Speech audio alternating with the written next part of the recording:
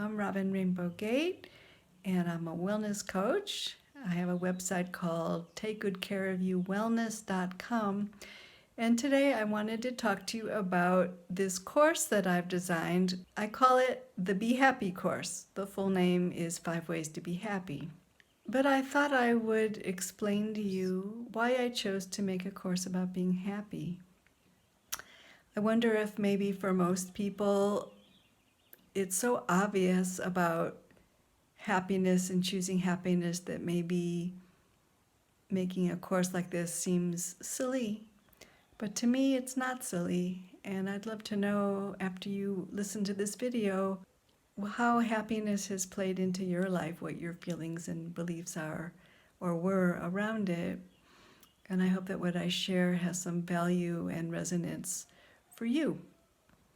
So, when I was living in England, I got involved with a Buddhist monastery. And I used to meditate a lot. I used to meditate like an hour and 45 minutes every morning for years. I'd wake up really early before my family, my husband and my daughter, to meditate. And one of the types of meditations I learned was Vipassana. And in Vipassana, at least the way that I understood it or used it was a way of kind of distancing yourself. Probably people would say detaching. And I was able to do this quite well and quite easily. And what I saw when I was practicing Vipassana, where I was looking at everything, including myself and my thoughts and my feelings, from a distance, like with more perspective, was that, and if the purpose of Vipassana is to be not attached, which Buddhism seems to talk about a lot, or at least a lot of people interpret it that way, including me, I thought, if I can detach from everything, including misery, it doesn't matter what I choose, because if I can be completely detached and have perspective and distance from everything that I experience, then it doesn't matter what I experience, because I'm just watching it all anyhow. So I was in a marriage where I was very unhappy for a very long time. And during this time, I was still a Vipassana meditator. And really, it was that thought and those beliefs that kept me in the marriage for such a long time, because I thought, if I can just watch and be aware of how I feel, then nothing matters. So, and then a further question came to me, if nothing matters, meaning if it's all the same, if I can be distanced from everything, then on what basis do I make decisions? Because how do you make decisions if you're like not really attaching to anything, because nothing matters? So that was a further quandary, which had me stay in an unhappy situation for a long, long time. Finally, one day I felt in my cells that I really didn't want to be in this relationship. And once that was so clear, I began taking steps to leave that marriage. And I left my life in the suburbs that I was so unhappy with, because that's just not me or anything that I ever thought I would choose, but I did. And I got back on track with my values and changed my life completely, and lived in a part of town, an old part of town, where there was interesting architecture and old trees, which was very different from the subdivision which I had been living, which had basically 3 styles of houses and little trees and lines. And not that that's bad. I really understand why people choose it, because I chose it. I had a little girl, and it was community. I really saw how suburban living, which I grew up that way but never thought I would do it, as an adult, I understood it and I did choose it. And it wasn't happy for me also. So I lived in this part of town where I could walk everywhere, which was a valley of mine, walk or ride my bike. And I lived in this wonderful apartment that was all funky and interesting with walls on angles and molding around doorways and fireplaces, 3 fireplaces.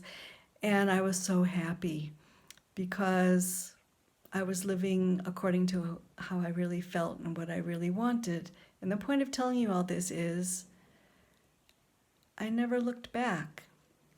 I think I had about 30 seconds where I thought, what have I done? Mostly worried about the financial aspect, but that's it. And so that was a huge movement for me in terms of trusting and following and seeing the value of happiness.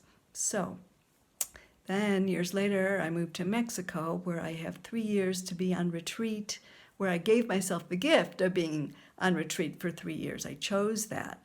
And during that time, I did what I wanted when I wanted. And it was so delicious.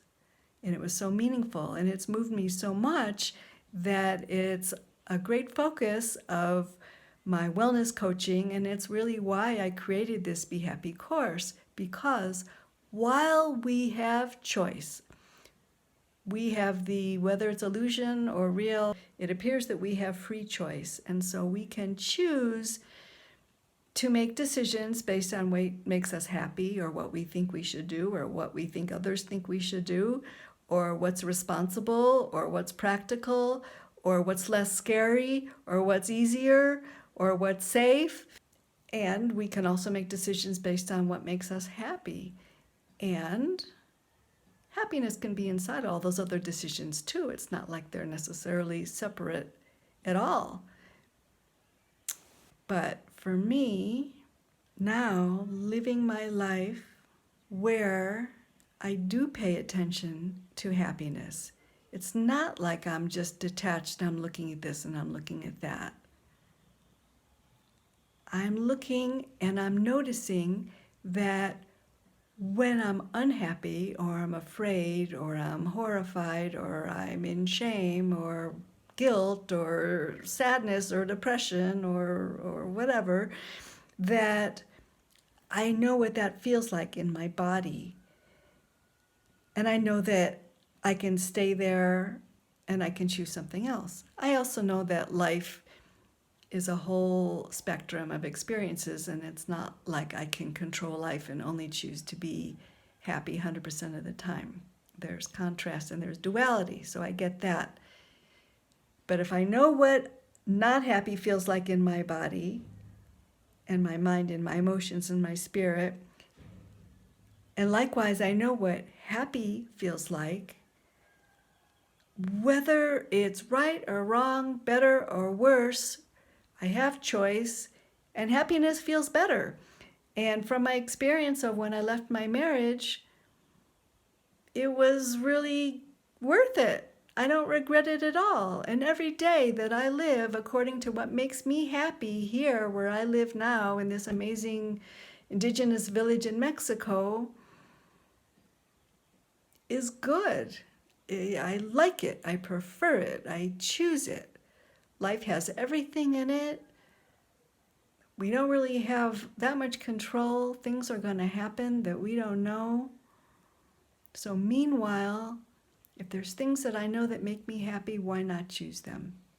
Because either way, I'm going to die sometime. Either way, it's all going to end.